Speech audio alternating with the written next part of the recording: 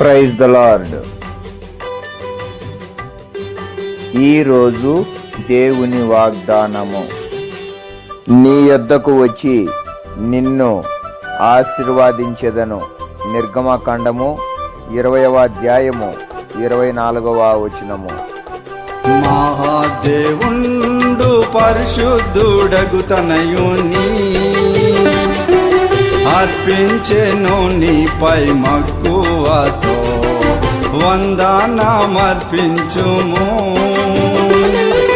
పైనున్న వాటిని వెంటాడుచు ఇహలోక సంగతులు గమనించక, పైనున్న వాటిని వెంటాడుచు ఇహలోక సంగతులు గమనించక, క్రీస్తేసుతో నీవు లేపబడిన వాడవై,